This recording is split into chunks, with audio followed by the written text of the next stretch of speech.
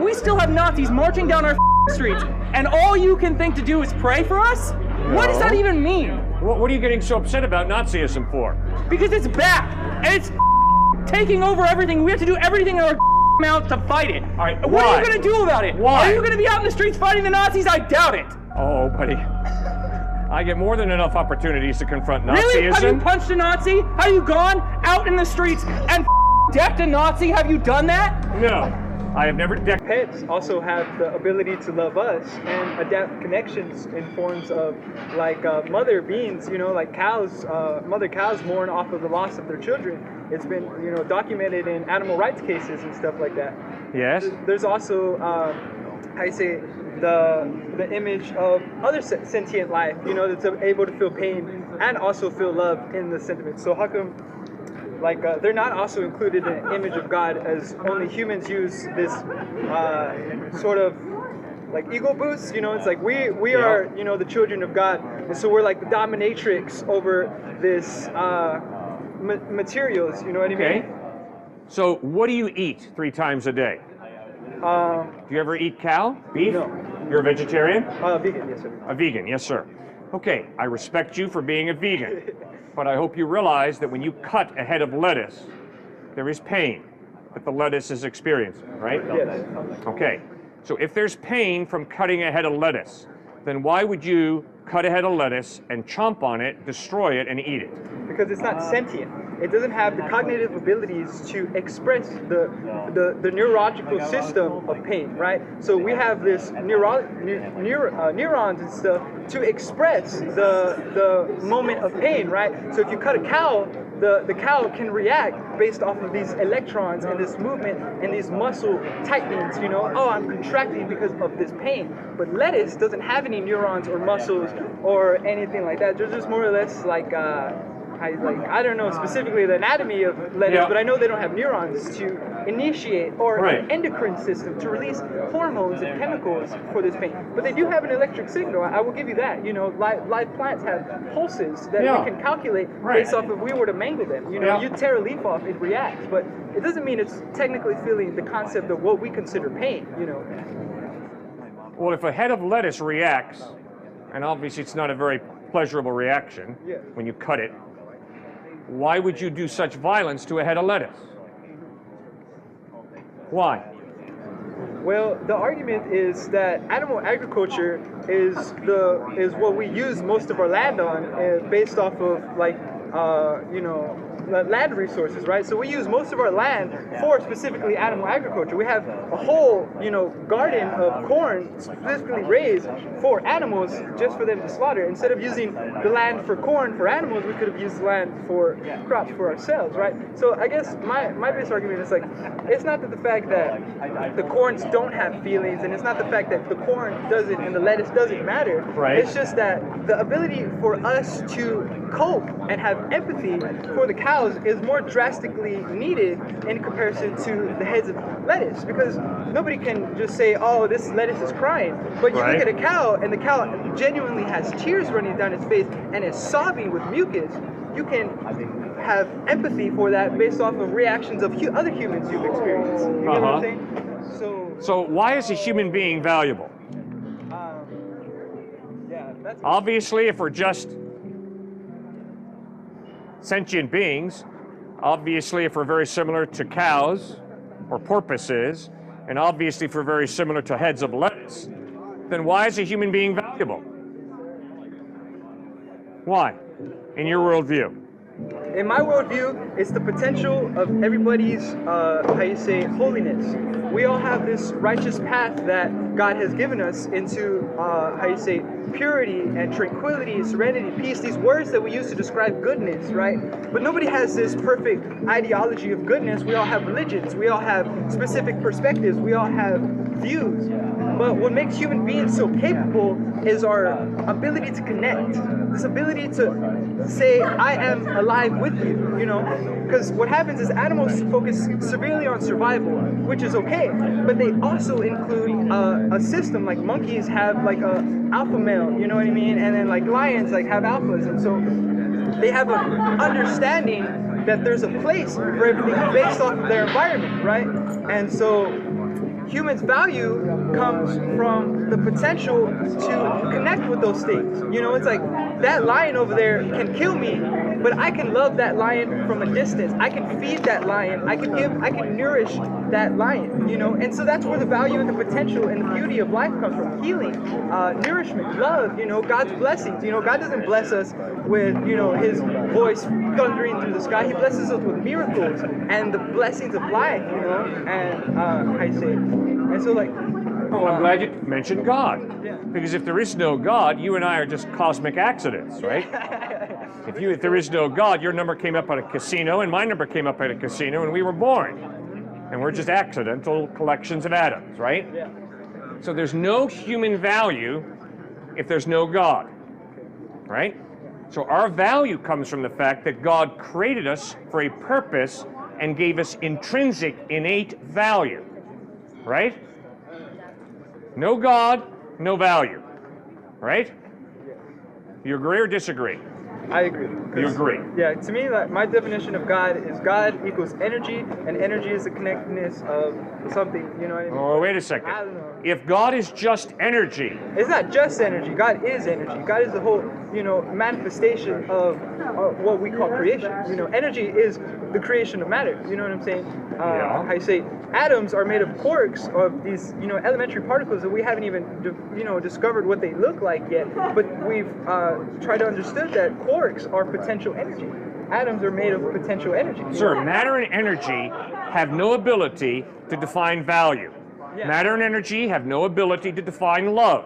Matter and energy have no ability to define justice. Yeah. If all of reality is matter and energy, you do not have intrinsic Well, value. it's You are not. just matter and energy evolved to a higher order, which means you don't have innate value. You are a cosmic accident, and that's all I am. So be consistent. Yeah. But if there is a personal God who created you and me for a purpose, giving us innate dignity, then it's possible for us to really have innate value, innate dignity. Okay. Does that make sense? Yeah. Pantheism is no basis for the value of an individual. Because according to pantheism, everything is part of God. Isn't that what politics are for? What are politics for you? Politics is what the masses demand from the elites. Politics is what we need in order to achieve our material basis. If we don't define materialism in our age, if we don't define what our material needs are, how can we have any sort of moral standing? All right, if you're poor, if you work 13 hours a day, Yeah. struggling to feed your kids, struggling Yeah. to put a roof over your head, Right. what kind of moral society do you live in that says that's fine, that you deserve that because you work a 9 to 5-hour job, that you deserve that, you deserve to live in poverty, you deserve to have on you every single day? What kind of moral system is that? And furthermore, what has any religious institution ever done to help the working people? Who That's defines what I your wanna moral know. system? Who defines your moral system? The masses. The masses define it. So you take a public survey of the masses, and then whatever the masses decide, The masses go by the material interest. If the material interests are met by the masses, then that is what signifies a morally justifiable system. If you have a religious system that just says, hey, guess what? You know, you believe in this, you're going to do right, everything will be fine in the afterlife. What does that mean for the material benefits of the people now? so if the masses of Nazi Germany decide You're that talking Jews about a need to be privilege- gassed, You're talking then about a we privilege? gas Jews, right? No, you're talking about an incredibly relativistic culture in which you say right and wrong are defined by majority opinion. Fine, but realize that at times majority opinion is immoral, like Nazi Germany. That was from an imperialist nation. How do you... You're talking about someone, a nation that had overwhelming material interests. You're talking about a nation that had military supremacy in Africa. You're talking about a nation that was willing to annihilate 3/4 of the world population, and they're still around today. People think that the Nazis died in 1945. We still have Nazis marching down our streets, and all you can think to do is pray for us? What does that even mean? What are you getting so upset about Nazism for? Because it's back, and it's taking over everything. We have to do everything in our mouth to fight it. All right, What are why? you going to do about it? Why? Are you going to be out in the streets fighting the Nazis? I doubt it. Oh, buddy. I get more than enough opportunities to confront Nazism. Really? Have you punched a Nazi? Have you gone out in the streets and decked a Nazi? Have you done that? No, I have never decked a Nazi. Really? Then you're not helping. You're doing nothing. No. I debate Nazis, okay? Debating them? Why are you so upset? Them? Why are you so upset? I love your moral outrage, but please explain to me. Why I'm upset? What's the basis of your moral Because in outrage? Weimar, Germany, they tried to debate the Nazis. You know what they had? Street thugs, brown shirts out in the streets, beating people down, calling the press the Lugan press, the lying media. We hear over and over and over again. Fascism is back, and you're doing nothing. And you're sitting around trying to get an audience about, hey, we're going to fix everything. You're not fixing unless you're actually in the streets taking direct action. And you're doing nothing for the material interest of the people. What are you doing about poverty? What are you doing about homelessness? What are you doing about people who are disabled? The people in the LGBTQ what do you community, think Jesus the people Christ in the trans commands community, his the people in followers the to Muslim do? community. What Come are you on, doing think. for them? You're No, you doing gotta nothing. think. That's not true. What has Jesus Christ commanded his followers to do about the poor, about the naked, about those who are starving? What has Christ commanded his followers to do? Do you have any idea? What has he commanded us to do? If I put my faith in Christ, what does he command me to do about injustice, about the poor, about the starving? What has he commanded? Do you know?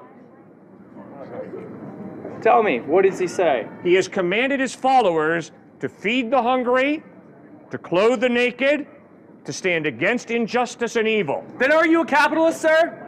Do you believe in capitalism? No, I don't believe in capitalism. Oh, really? Yeah, really. You're a socialist then, is that right? No, I'm not a socialist. Oh, so what are you then? Let's define the terms. You bet. Because that's what it really means. All right, I'll tell you what I am. Material reality. You That's bet. what it means. Let's talk about reality. I am convinced that the solution to America's problems and the world's problems is not the conservative Republican or the liberal Democrat. I am convinced that the problem of the human heart goes deeper. I am convinced that it's an interaction with God, a relationship with Jesus Christ that changes the human heart. I don't care if it's capitalism, socialism, or communism. All three systems have been used by corrupt people to rip people off. Therefore, my hope for your future is not liberal socialism or conservative capitalism. My hope for your future is Jesus Christ, the kingdom of God, learning to live in relationship with him. And when you study the past 2,000 years, you will notice how followers of Christ fed the hungry, visited those sick and in prison, clothed the naked under communist regimes, in socialist states, and in capitalist states. So the bottom line issue is not what economic system do you buy into. Why is that not the bottom issue? Because obviously, guys, Because it's not your the prerogative. solution to human problems is not money. Money's nice, but I can promise you, communism, socialism, and capitalism are not going to solve divorce, sexism, racism, violence, hatred. It ain't going to do it, That's right, guys. because the followers of Jesus Christ have done really well in eliminating sexism, homophobia, racism, and all the rest. That's totally correct. I've completely forgot about the last, 2,000 years of history? Come on, man. Yeah. So The proof is in the pudding. What are you doing? good. Obviously, Dr. Martin Luther King did a little bit to fight racism in this culture, And he didn't was a socialist. No, he was a Christian minister, guys. He was a socialist. He said it himself. Yeah, fine. But that wasn't the bottom line for Dr. King. The bottom line for Dr. King was he was a follower of Jesus Christ. Did he do it perfectly? No. None of us do it perfectly. But obviously, Dr. Martin Luther King, in his letter from a Birmingham jail, talks about why racism is wrong. And the reason racism is wrong is not because some state or some economic system says racism is wrong. The reason that racism is wrong is God creates every one of us in his image, which means we all have value, dignity, significance. Racism is a denial of the value and dignity of a human being. It's that simple. Socialism is not going to cure the world's problems. Neither is capitalism, neither is communism. They're all different economic systems. And I, as a follower of Christ, will live within whatever economic system I find myself in, but I can promise you, I will work for the well-being of human beings, not because I'm a capitalist or a socialist or a communist, but because I'm a follower of Jesus Christ. And he commands his followers, feed the hungry, clothe the naked, visit those who are sick and in prison. Now, why do you, sir, value human beings as valuable? Why? What's your reason? Because it's in our collective material interest to watch over each other, to make sure that we all have the basic necessities of life. Clothing, food, shelter, these are the essentials that are not being provided under capitalism. The very thing that that you probably support. Let's be real. You sounded like a capitalist when you started. Excuse me? You sounded like a capitalist. Rewind the tape. What did you just say? You said, I am committed to the economic well-being of all people. Well, you sound like a capitalist. That's what a capitalist wants, the economic well-being of all people. No, that's all. All right, you know how many people capitalism has killed since its inception? Put more food on the table than anything else. All right, let's talk about how many people atheists have killed. Atheism killed? Yep. Holy sh**. You're the most uninformed mother seen on the planet, and a demagogue. Really? Yeah. Was Mao Zedong an atheist? Yes. Mao Zedong was the leader of the people. How many people did Mao Zedong, as an atheist, murder? Good. All right. Roughly around 100 million Mao Zedong, an atheist, murdered. How many people did Joseph Stalin, another atheist, murder? How many people did Joseph Stalin murder? 40 million. Okay. How many people did Adolf Hitler, another atheist, murder? He wasn't an atheist. Yes, he was raised Roman mother Catholic. No, he wasn't a Roman Catholic. He was raised Roman Catholic in the Austrian Empire. You were probably raised in a Christian home if you lived in Texas, so it doesn't mean you're a follower of Christ just because you're raised in a Christian home. All right? Why should it's I be all right. I respectful? like it. It's okay. Don't worry. We're doing okay out here. I like your passion, okay? I love your passion, all right? No. We're dialoguing. We'll get to you next. Okay, fair enough? So, let's talk about how atheism opens you up to slaughtering people. Why? Why does atheism open you up to slaughtering people? It's the same answer to the question I asked you that you haven't answered. Why is a human being valuable? You gotta answer the question, guys, every single one of you, because you deal with human beings every single day. So why is a human being valuable? Come on, guys, that's not a hard question. We're valuable because God created us, and God gave us innate value. No, we're valuable because we're human beings, and we have an innate value that isn't defined by some ornate religious order. We are defined by our common interest in keeping each other alive. And the only people that want to destroy that are the enemies of the people, and they should be destroyed in a revolution. That's what I'm talking about. All right. Okay. Fair enough. Shut the up. Is that respecting the people? No, I don't give a counter-revolutionaries are not going to be respected, and I will fight to defend that I will fight in the streets, I will fight here, I'll fight anywhere. I'm gonna fight for the revolution, no matter how many conservatives come after me. You can kill me, but there will be 10 more in my place.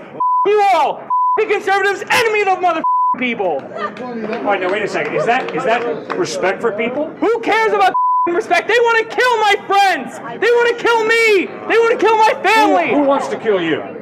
Conservatives and MAGA chuds. That's what I'm talking about. The homophobes. I don't want to kill you. Nobody here wants to kill you, sir. Yeah, maybe not you alone, but you and your MAGA chud friends. No, sir. No, you can't do that. No, nobody here wants to kill you. Enemy. You're just being a bro. All I'm gonna say is that God's love is not this, right? You yelling at this dude, you trying to debate people, that's not God's love, my children. Come on. If we bet each other, if we all started saying, hey bro, that's a bad shirt, bro. This is a beautiful shirt. This is a beautiful day. Then we can understand it's all right, bro. Hey, let me ask you guys something. Does Texas State give you guys a fascination with the F-bomb? What's going on, guys? How do you guys communicate? Y'all are just attacking each other. We're debating, not fighting. Yeah. Well, what's your fascination with the F-bomb? Huh? What's your fascination with the F-bomb? Why do you sprinkle it so liberally in all your speech? Why? Why the not? Passion. Yeah, why the not? You gotta use the F-bomb in order to communicate passion. I'm sorry, why are you spouting respectability politics? That has nothing to do with the actual positions that we're representing. Sir, when you Just because you wear a express what nice you shirt did, and a sweater vest like Mr. Rogers doesn't mean that your points are more valid than mine. I am not Mr. Rogers, you don't have to worry. I was given this sweater, I didn't buy it, I was given it Hey to man, wear. I'm not knocking your style, I'm just saying if you're going for respectability politics, let's lay it all out there. Sure, I'm not going for respectability politics. Really? Because you Instead, just said a second ago that you don't want people to say a common term in the vernacular. Really? all right, I'll tell you why. Why don't you ask me why do I object to that? Why do you object to it? Thank you for asking that great question. I object to that because I am convinced that sex is a beautiful gift from God, which means to trivialize sex is wrong. I was at the University of Arizona, and a guy raised his hand and said, I like date rape. I said, all right, I understand, but how can you justify date rape? And he said, I justify it by understanding that I have a very high testosterone level. That's why date rape is good. Yeah, what the That's a trivialization of sex and of a woman. And to trivialize sex and to trivialize you're a woman. conflating 2 points right there. See, that's No, a I'm rhetorical not. trick. Anyone who watches politicians, this is exactly what the they do. They try to manipulate their speech by like saying a bunch of different things that have nothing to do with each other and try to conflate the other thing in order to make it seem like the other person has that viewpoint. I said No. nothing about women. I said nothing about the sanctity of sex. I said nothing about it. I said that it's a common vernacular. And the fact that you're trying to trivialize it and you're trying to make it look like I hate women or I hate sex is bullshit. Not the And you point. know it. You're doing it and you know No, it. I'm not doing that. You're lying. You're You are lying, sir. You're out of touch with reality. And that's sad. Where my country Very gone? sad. What's confirmation bias? Confirmation bias is the system where because you believe something, you're more prone to believe arguments of it. You want to kind of filter out the arguments that you hear, except the ones that support your source, and therefore everything that you hear kind of confirms what you believe. You're never really open to a different perspective. Okay, good question. Ma'am, I doubt. Okay? I doubt. I'm not standing here saying I am 100% sure that God exists. I'm not saying I'm 100% sure that Jesus Christ is the truth. I doubt. So hopefully that will help you see that I am not excluding everything that challenges my belief. Because I doubt, I'm a skeptic. Now why? Why do I doubt? Why am I a skeptic? I doubt because I'm convinced that truth exists. To doubt means I think it might be wrong. To doubt means truth exists and I'm afraid that I'm out of touch with truth. So, I as a thinking human being doubt, and when you read the Gospels, you'll notice that Jesus Christ commands his followers to be skeptics. In Matthew chapter 7, verse 15, Jesus says, beware of false prophets. They come to you in sheep's clothing, but inwardly they're ferocious wolves, and they will eat your lunch. So you have no choice if you follow Jesus Christ about being a skeptic. You have to be a skeptic. You have to doubt. Otherwise, you will be hoodwinked, you will be deceived. See, that is why this whole idea that Jesus calls us to, I believe, is totally false. Paul writes in 1 Corinthians 15, if Jesus Christ is not risen from the dead, I am a fool for preaching Christ, and you're a fool for believing in him. In other words, Paul is saying there's a way to verify Christ or falsify him. If he didn't rise from the dead, you're fools for following him. If he did rise from the dead, you're a fool for not following him. So obviously the question becomes, does the historical evidence point to Christ having risen, or does it not? But you see, sir, ma'am, that is skepticism. That is doubt. And that is why I, as a follower of Christ, celebrate doubt. I'm not scared of it. I celebrate skepticism. I'm not scared of it. And that's what Jesus calls us to do. To be very skeptical, to doubt. But watch out for cynicism. Because a cynic is someone who's been so hurt in life that they can't trust anybody. You know what that leads to? A very lonely life. So, if any of you are cynics, you better watch out. Because a cynic is someone who uses their emotional pain to say, stay away. I don't trust you. Well, what does that mean? It means I'm never going to have the privilege of having this guy as a friend. So watch out for cynicism. It's rampant in our culture. It's popular among the intellectual elite to be a cynic. Now, cynicism doesn't lead to anything except loneliness and despair. So don't follow cynicism, but be a skeptic. Ask the hard questions, and then go and find the answers to your hard questions as best as you're able to. Do you think that human reasoning is a safe foundation for faith, regarding that the two seem to contradict each other? Is human reasoning a solid foundation for faith? Absolutely yes.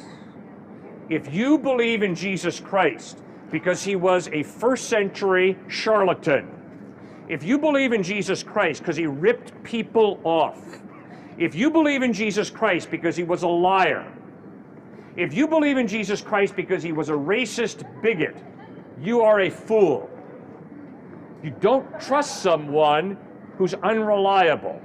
You only trust people, you only trust Jesus Christ if they are reliable. Does that make sense? I trust you're not a student here for any other reason except that the evidence is Texas State will provide you a good education and a diploma on your day of graduation. If the evidence is that Texas State provides a horrible education and might break tradition and not give you a diploma on your day of graduation, you'd be a fool to pay money and to matriculate here at Texas State. You'd be an idiot. You're not idiots. Why? Because you follow the evidence. And the evidence is Texas State is a reliable institution of higher learning. That's why you've committed as much money, work, and time to this place. That's called faith based on evidence. Can you prove to me that Texas State is going to give you a diploma on your day of graduation? No, you cannot. They might break tradition and not give you a diploma. But the overwhelming evidence is they will give you a diploma. If you pass your courses, you will get a diploma. Atheist, right? I respect a lot of what you're saying. I know what I say isn't going to change your opinions on things. You don't know that. Well, I mean, and also what you say isn't going to change my opinion. You don't know that. A little bit, but anyways.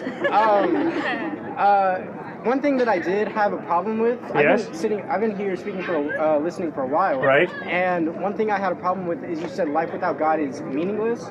But my question to you is, why does God have to have a meaning in life when, in my opinion, I think that the meaning of life is, people. Like I think that the meaning of life is like making connections with people and loving one another because they're people. I don't think that, we need God to do that. You know what I mean? I think You don't. You're right. We give ourselves meaning. Yeah. And we give meaning to other people, but God doesn't give us meaning. You bet. That's what I think. Okay. Here's what I've been trying to say. Every atheist friend of mine loves. Every atheist friend of mine does good deeds. Every agnostic friend of mine loves. Every agnostic friend of mine does some good deeds. Okay? Right. Real clear. Second point. My only point with my atheist and agnostic friends are, this good that you so enjoy doing. This love that you so enjoy doing. It's real, isn't it? Right. And all of my atheist agnostic friends say, yeah, Cliff, it is real. And my point is, the only way you can have an intangible value of love that is real is if there is more to reality than matter and energy evolved to a higher order.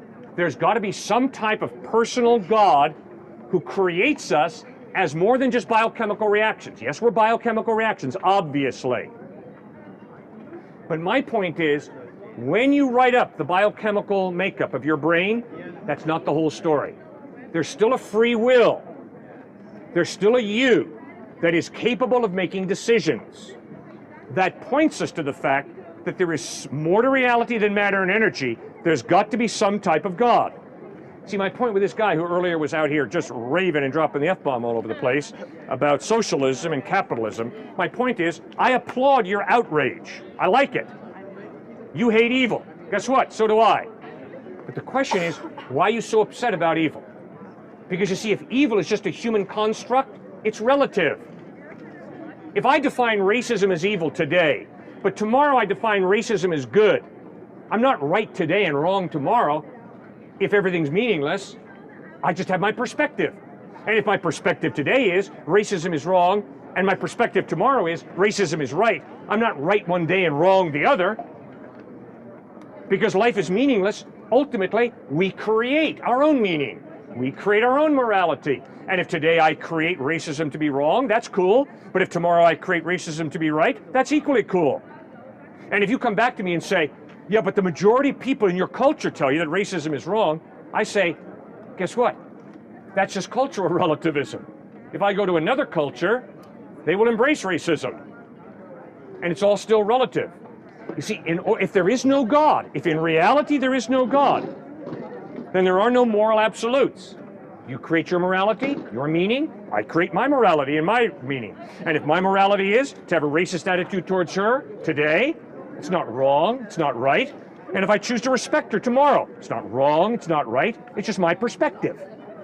Does that make any sense? It does make sense, but I also feel like it's like there are absolute truths. How? How can you do that? Well, because, you know, like we said, like you said before, you shouldn't, you know, use anybody to degrade them. Am I Yes. right? So when you have that racism and that sexism, Right. that's, you know, that's something that even you said yourself shouldn't be going on. And that, as long Why as did you I don't- say it?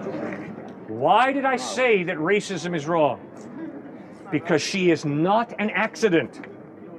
She's a human being created in the image of God, which means she has innate value that does not come from liberal white guys that say, oh, black folks are just as valuable as white folks. Rubbish. Her value doesn't depend on some liberal white guy. Her value comes from God, who created her in his image. That's why she's valuable. You take God out of the picture and you're up a creek without a paddle when it comes to explaining why objectively, in reality, she is really valuable. Does that make sense? I think value lies in just being a person. You know what I mean? As long as you're human and you're good to other people, then you're valuable. To me, my problem with it is the Bible teaches so much hate that it's hard to accept the love that comes with it. But that's just me. You are right. Bible preaches hate. You're absolutely correct. I am to hate racism. You're absolutely correct. I am to hate rape. I hate date rape. You're absolutely correct. I hate gassing Jews into Dachau and Auschwitz. And guess what? If I didn't hate racism, and if I didn't hate rape, and if I didn't hate the Holocaust, then I'm not good. And I don't love. When you love someone, if they are being destroyed by somebody, you don't just sit back and say, well, it's all love. That's not love. If you really love someone, you work for their well-being. And you hate the destruction of innocent life, right? So that's the only type of hatred you have in the Bible. And that's why God judges. God hates rape, racism, Holocaust, etc. Like when you speak of God, you say God is all-knowing, right? All-loving, all-knowledgeable. So he knew from the very start, if there is a God, he knew from the very start that there were going to be homosexual people, that there were going to be transgender people, that there were going to be people that were against this word that you believe in.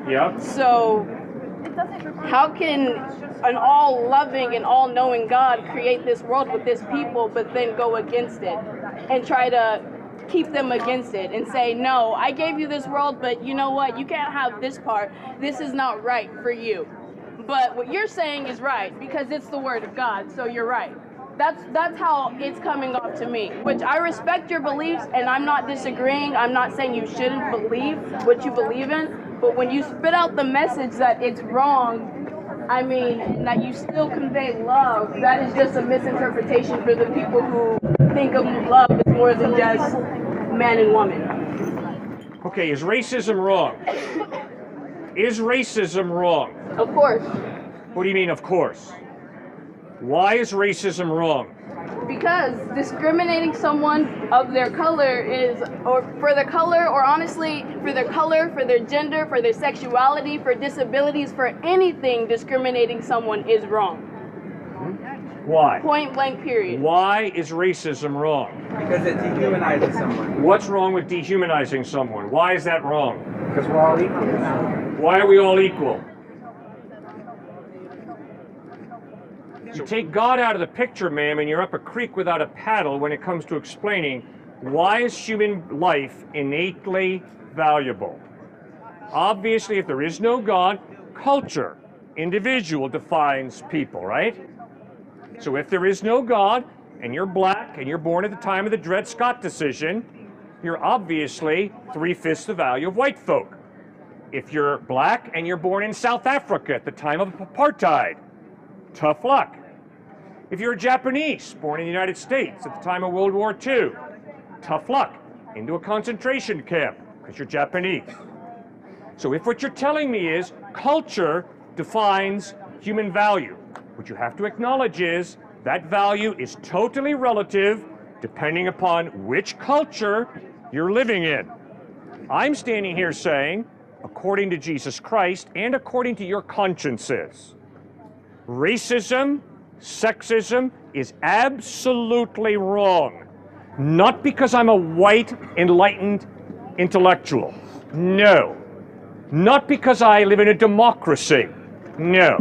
Racism and sexism are absolutely evil because all human beings have innate value that comes from God